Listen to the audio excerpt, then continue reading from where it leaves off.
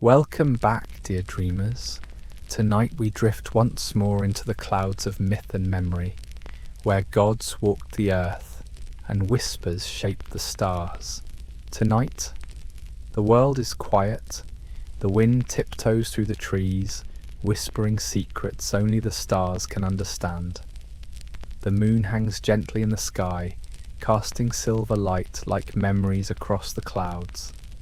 Everything sleeps now, except you, still awake, still breathing softly in the hush of midnight. Close your eyes if you wish, let the rhythm of your breath slow, and imagine a mountain, high above the world, so high its peak pierces the sky itself. This is Mount Olympus. Not just any mountain, but a place of legends, of thunder, of eternity, where time doesn't pass like ours and every stone remembers the footsteps of gods. And among them, there is one who stands above all. Not because he's the tallest, not because he is the kindest, but because he carries the weight of both chaos and order in his hands. His name is Zeus, Lord of the sky, King of the gods, wielder of thunder, protector of law, lover of many, father of more, a figure as majestic as the storm, and just as unpredictable. You've heard his name before. Maybe you've seen his statues, with marble muscles and a lightning bolt clenched in his fist, or read a line or two in a book, calling him the All-Father of Olympus. But tonight, you'll hear his whole story. From the moment he was a helpless infant hidden in a cave, to the battles he fought to bring balance to the world. From betrayal to triumph, from love to vengeance, Zeus was never just a god. He was a force.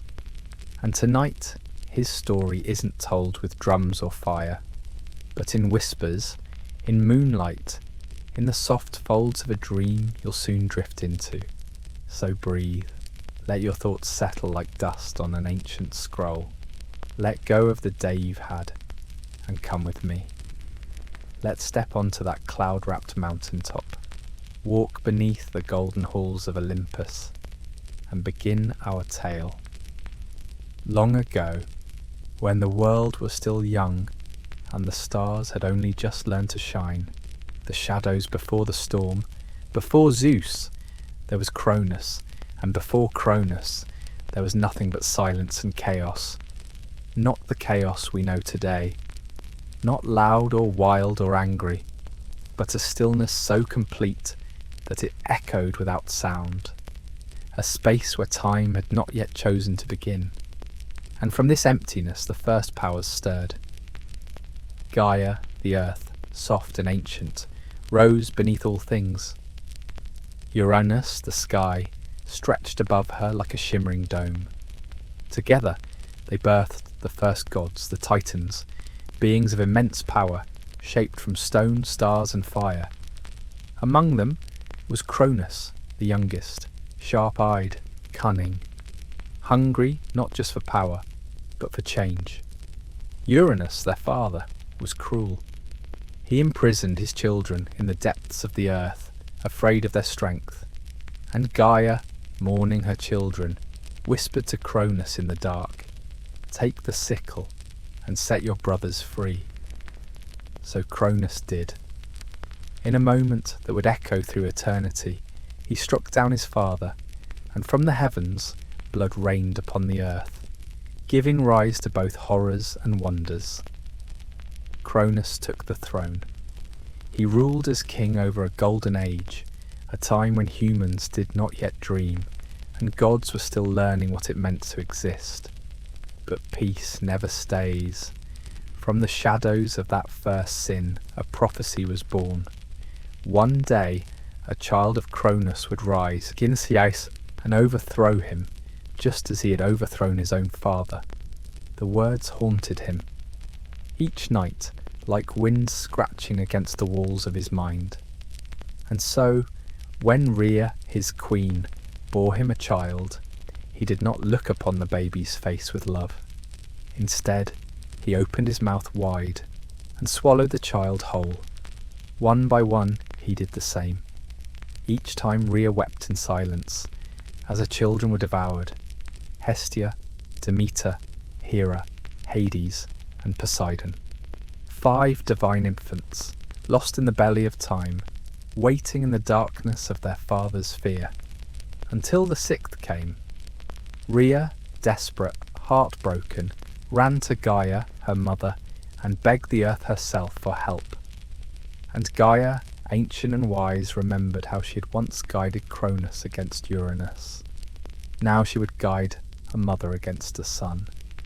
So when her 6th child was born, a boy radiant as lightning and soft as morning rain, Rhea did not place him in his father's arms. Instead, she wrapped a stone in swaddling cloth and placed it gently in Cronus's hands. The Titan, blind with paranoia, devoured the stone, never noticing the weight was too cold, too still, too silent. And the real child, he was hidden far away.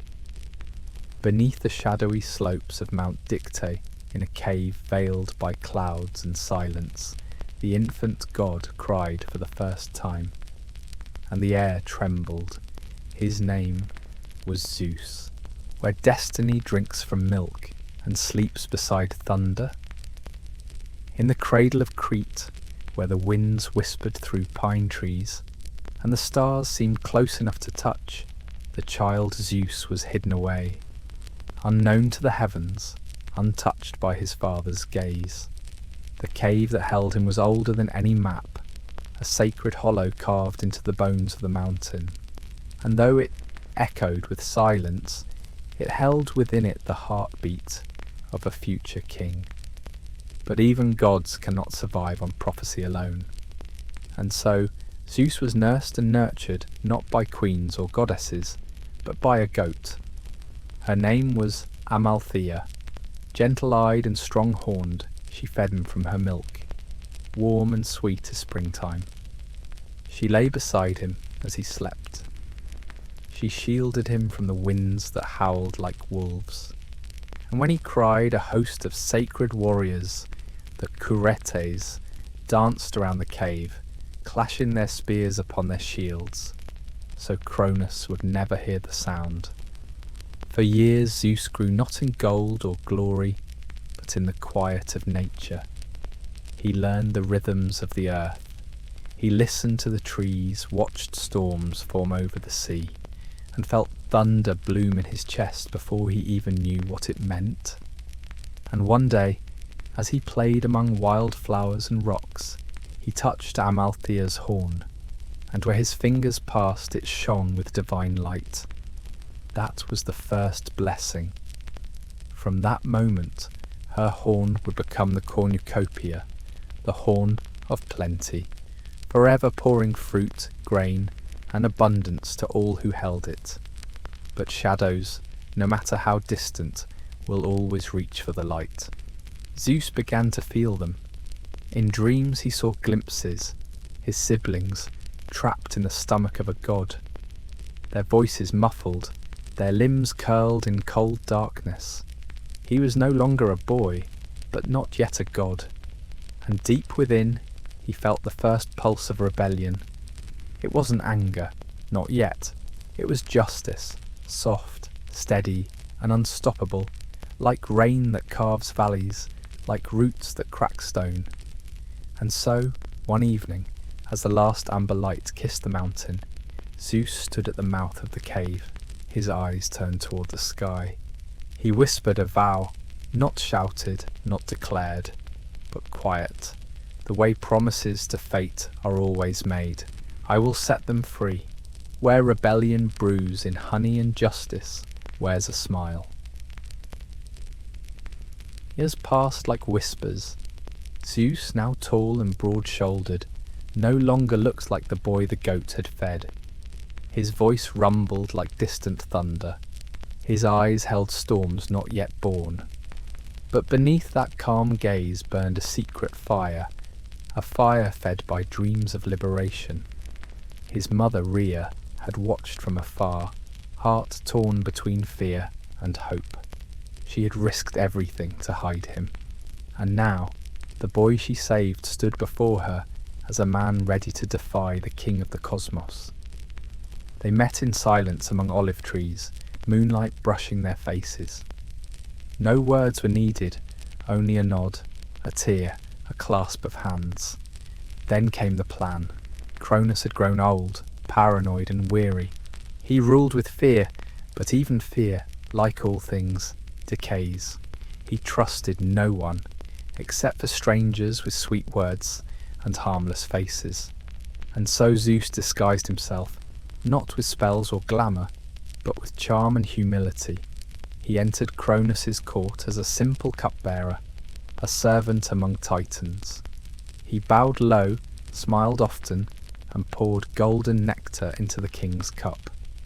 But in one fateful draught, Zeus stirred in a secret blend, an ancient concoction of mustard and salt, as bitter as truth, as sharp as justice. Cronus laughed as he drank, then coughed, then groaned, then convulsed, and one by one from the depths of his godly belly the swallow children of Rhea returned. Hestia, Demeter, Hera, Hades, Poseidon. Grown, glorious and furious, they spilled from his mouth not as victims, but as warriors reborn. The cave had raised Zeus, but vengeance had forged his siblings. Together they stood beneath the trembling sky, 6 against 1, and the war of the heavens had begun. The sky cracked with tension. The earth held its breath. The moment Cronus vomited up his children, fully grown, furious, and divine, the age of peace shattered like glass. The Titanomachy, the war between Titans and Olympians, had begun. But this was no ordinary war. No mortal battleground could contain it. Mountains trembled beneath their feet. Rivers reversed course. Oceans boiled with the fury of gods clashing. On one side stood the old order, Cronus and the Titans, ancient and proud, wielding the power of the primordial world. On the other side, the new blood, Zeus and his siblings, driven not only by vengeance but by vision, a world governed not by fear, but by balance, justice and will. Zeus was not alone. Beside him stood Hera, cunning and poised, Hades silent and brooding, Poseidon wild as the sea, Demeter fierce and nurturing, and Hestia the calm hearth in their storm. But against the power of the elder Titans, it was not enough. For years the war dragged on, 10 years of thunder and shadow, of ambushes in the valleys, and battles in the sky.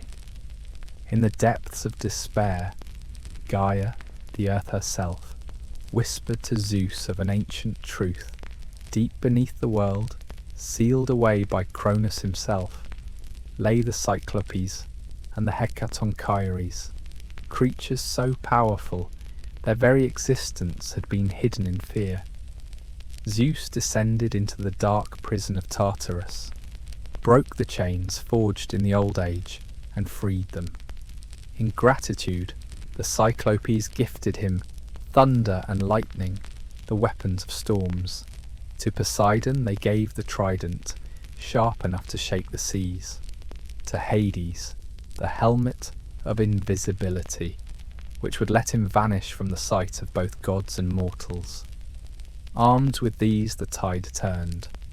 Zeus soared above the battlefield, hurling bolts of living electricity, splitting mountains in half.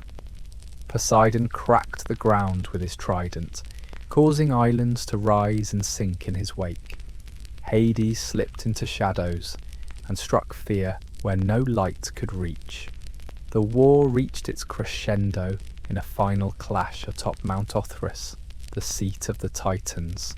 The heavens bled light, the cries of war echoed across eternity, and then victory. The Titans fell. Not all were destroyed, but Cronus and his loyal generals were cast into Tartarus, chained in the abyss where time stands still. The war was over. The cosmos sighed. The age of the Olympians had begun. After the final thunderclap of war faded into silence, the world stood still. Smoke curled gently from the cracks in the earth. The sky, once torn by storms, settled into a calm twilight. For the first time in a generation, the cosmos was quiet. Zeus stood atop Mount Olympus, the highest peak in Greece, its snow-capped summit brushing the edge of the heavens. Here, above the reach of mortals, above the scars of the battlefield, he declared the beginning of a new era. No longer would chaos reign. No longer would fear govern the hearts of gods and men. A new order would rise, an order built on oaths, justice, and the balance of power. But Zeus was not a solitary ruler. He knew the strength of his victory lay not just in thunderbolts, but in unity. So he turned to his brothers, Poseidon and Hades, and together they drew lots to divide the universe. To Poseidon, lord of waves and tides, fell the sea. The endless oceans, wild and unknowable, became his kingdom. He ruled beneath the surface in a shimmering palace of coral and pearl, riding dolphins and chariots, drawn by hippocamps, half horse, half fish. To Hades, the quiet and calculating brother, fell the underworld, a realm of shadows, secrets, and finality. Though often misunderstood, Hades kept the balance of life and death, guarding the boundary no one could cross twice. He did not crave worship, only order. And to Zeus, king of storms, fell the sky, the vast open heavens from where he watched all. From his throne on Olympus, surrounded by mist and thunder, he would listen to the prayers of mortals and the quarrels of gods. But Olympus was not just a throne, it became a realm of light, lore, and legend. One by one, the Olympian gods took their place. Hera, regal and sharp, stood beside Zeus as queen. Demeter brought fertility to the earth, making crops grow and seasons turn. Athena, born of Zeus's own mind, would one day guard the cities and teach wisdom. Apollo's light, Artemis's arrows, Hephaestus's fire. They all came to Olympus like stars finding their place in the sky. There were banquets beneath golden ceilings. Songs of muses drifted on the wind. Peacocks strutted and lions purred at Hera's side. It was a kingdom unlike any other, eternal, invisible, and yet ever-present. But even paradise held its shadows. Zeus was powerful, yes, but he was also flawed. His decisions, his desires, his pride, these would ripple through history, stirring wars, passions, and revolts. The Titanomachy had ended, but the age of myth had just begun. And so, as the stars gathered above Olympus, and the world below resumed its quiet rhythm, the immortals watched. Not as tyrants, but as players in a vast and unfolding story, where love, betrayal, bravery, and fate would dance together beneath the gaze of the gods. In the golden halls of Olympus, time did not pass as it did for mortals. Days were ageless, nights were laced with stardust, but even in this eternal realm, the weight of power was never still. It shifted quietly, like a breeze changing direction high above the clouds. Zeus had won the war against the Titans. He had freed his siblings, established dominion over the sky, and shaped a new divine order. Yet ruling was far more delicate than waging war. With every decision, with every whispered promise or thunderous decree, the fabric of Olympus wove tighter, or began to fray. He was not alone in this. The other Olympians, each radiant in their own domain, began to reveal their strengths and their tempers. Hera, his sister and queen, brought elegance and order to the halls of Olympus, but she also brought suspicion. She watched Zeus with sharp eyes, knowing his heart was wide, but not always loyal. Every affair he pursued with nymphs or mortals sparked fury in her soul, and though she was the goddess of marriage, her union with Zeus was often stormier than the skies he ruled. Then there was Athena, his daughter born from a headache, fully armoured from his forehead. Wise beyond her years, she favoured strategy over impulse. She questioned his judgments with logic. She calmed conflicts with reason, and though Zeus admired her clarity, it often reminded him how uncertain his own rule could be. Poseidon, powerful and unpredictable, like the ocean he governed, did not always agree with his brother's decisions. When mortals stopped offering tribute, or cities neglected the sea, Poseidon would grumble like distant thunder. At times the tides themselves rose in protest, silent waves expressing the deep unrest of a god overlooked. And Hades, sovereign of the silent realm below, rarely visited Olympus. He ruled a kingdom without sunlight, but not without dignity. He resented how little the Olympians spoke of death, how they clung to light while ignoring the shadowed truth beneath all life. When Zeus made choices that upset the balance between life and death, Hades would speak, calmly, but with an edge that could chill the air itself. Zeus stood between them all, trying to keep the cosmos in balance. He wielded his thunderbolt not just as a weapon, but as a symbol, a reminder that order must be kept, even when peace was fragile. But his power wasn't just tested by gods. Mortals too had begun to rise. They built temples, lit fires, prayed to the sky. They begged for rain, for harvest, for luck in love or war. Their voices echoed up the mountain, and Zeus, for all his might, found himself moved by their faith, and sometimes tempted by their beauty. There was Semele, a mortal woman whose love for Zeus led her to ask for the impossible, to see him in his divine form. And when he granted her wish, the sight of his true godhood was too much for her mortal frame. She perished, though their child, Dionysus, would one day become a god of joy and madness. There was Io, transformed into a white cow and chased across the earth by Hera's jealousy. There was Leda, Europa, Ganymede, names that would echo through myths, each tied to Zeus's desire, and to the ripple effects it caused across heaven and earth. Every time he acted, consequences followed. Love brought war, jealousy brought vengeance, even kindness sometimes led to curses. Zeus was not evil, but he was not perfect. He was the sky made flesh, vast, luminous, untouchable, and often misunderstood. His will shaped the world, but it was not always wise. He ruled with strength, but strength alone could not always bring peace, and as the years passed, the balance on Olympus remained fragile. The gods quarrelled, the mortals prayed. The fates, older than even Zeus, wove their silent threads in the background, unseen but always binding. The king of the gods had triumphed over chaos, but now he faced a quieter battle, to rule wisely, to hold together a realm filled with pride, ambition, and eternal life. It was not a war of thunder, but of patience, and it would last forever. Far beneath the glimmering heights of Olympus, beyond the silver peaks and golden clouds, there lived a Titan who had not been cast into Tartarus. His name was Prometheus.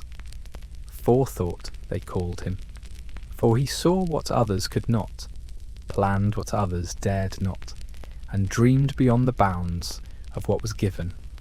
Unlike his brutish brothers who had challenged Zeus in rage, Prometheus had chosen a different path. When the Titanomachy broke the world in fire and stone, he watched quietly and picked no side.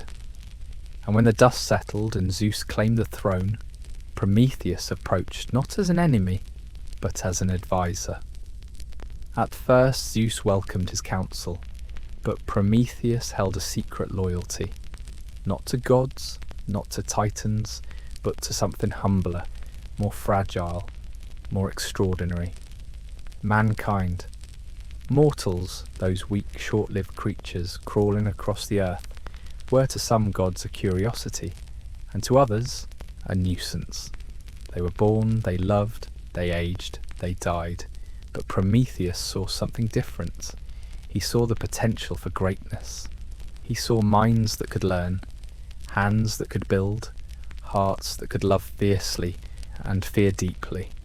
So he helped them, quietly, patiently, in ways that angered Olympus. When the gods claimed all fire for themselves, hoarding it in the heavens, Prometheus defied Zeus. He stole flame from the chariot of the sun and brought it to the mortal world, hidden in a fennel stalk, glowing like a secret hope. It was a gift that changed everything. With fire, humans cooked. They forged tools. They shaped bronze. They warmed themselves through winter. They told stories by its light. And in those stories, Prometheus became not just a god, but a guardian. But gods do not forget rebellion. Zeus's rage when he discovered the theft was quiet at first, cold, like air before a storm. He did not roar, he did not strike, he planned. He ordered the creation of a woman, beautiful, curious, unknowingly cursed. Her name was Pandora, meaning all gifted, for each god gave her something. Charm from Aphrodite, music from Apollo, curiosity from Hermes, and from Zeus, a sealed jar. She was sent to earth as a gift. Mortals welcomed her. Prometheus warned his brother Epimetheus not to accept. But Epimetheus, afterthought, did not listen. And so one day, Pandora opened the jar. Out spilled all the pains of the world. Sickness, envy, war, betrayal, greed. Shadows took shape and scattered into every corner of mortal life. The golden age ended. The world became mortal, not just in body, but in spirit. And though Pandora closed the jar quickly, only one thing remained trapped inside: hope. It was not enough to punish mortals. Zeus wanted Prometheus to suffer. And so, in the silent cliffs beyond the edge of the world, the Titan was chained. Unbreakable bonds wrapped around his limbs. And every day, an eagle, the emblem of Zeus, would come to tear at his flesh, devouring his liver. Each night, his body would heal, and the next day it would happen again. Eternity in agony. But even in torment, Prometheus never begged, never wept. He endured, because he had given something beautiful to the world, and that was enough. Some say Zeus watched from afar, not without sorrow. That he too saw mankind's firelight flickering in the distance, stubborn and strong. That even he, the king of gods, could not undo the flame once it had been lit. Time passed. The eagle flew, the liver grew, and mortals told the tale by their hearths. Until, one day, a new hero rose, one not yet born in our tale. A demigod, a slayer of monsters, a breaker of chains. But that is a story for another night. Many years passed, and the world changed again. Mount Olympus still rose above the clouds, its halls of marble and gold echoing with laughter, feasts and storms. But down on earth, the fire gifted by Prometheus had shaped a new kind of mortal, stronger, smarter, restless. Among them, a child was born from the union of God and woman. His name would travel across centuries, carved into stone and song: Hercules. To the Greeks, he was the mightiest of all heroes, though born of suffering. Son of Zeus and the mortal Alcmena, his birth alone stirred jealousy in the heart of Hera, Zeus's wife. From infancy, she tried to destroy him, sending snakes into his cradle, whispering madness into his mind. But Heracles did not die, he endured. In time he would perform 12 labours, impossible tasks meant to purify his soul from a crime he did not wish to commit. Crimes Hera had tricked him into. He wrestled the Nemean lion, whose golden skin no blade could pierce. He captured the Ceryneian hind, swift as wind. He descended into the underworld and returned. Each feat, each scar, carved his name deeper into legend. And yet, There was one labour not commanded by a king, not ordered by gods, a labour born from compassion. Hercules, in his wandering, heard the story of the chained Titan, the one who had lit the first flame, who suffered alone at the edge of the world. Prometheus. The tale reached his heart, for Hercules, more than muscle, carried a conscience. So one morning, with his bow slung over his shoulder and the sun at his back, Hercules climbed the mountains where no path was laid, crossed the lands where no birds sang, until at last he reached the cliff where Prometheus lay bound. There still the eagle came, each day, a monstrous bird with iron claws and wings that darkened the sky. As Hercules approached, it shrieked and lunged, but the hero did not flinch. He drew a single arrow, pulled the bowstring taut, and let fly. The arrow struck this eagle in its breast. The creature cried once, and fell. For the first time in endless centuries, Prometheus was still. No wings, no pain, only silence. Hercules approached, and with hands calloused by labours and heart sickness alike, he broke the chains that no god before him dared touch. Prometheus was free. It is said Zeus allowed this, not out of mercy, but because fate itself had ordained it. Even the king of gods cannot fight what must be.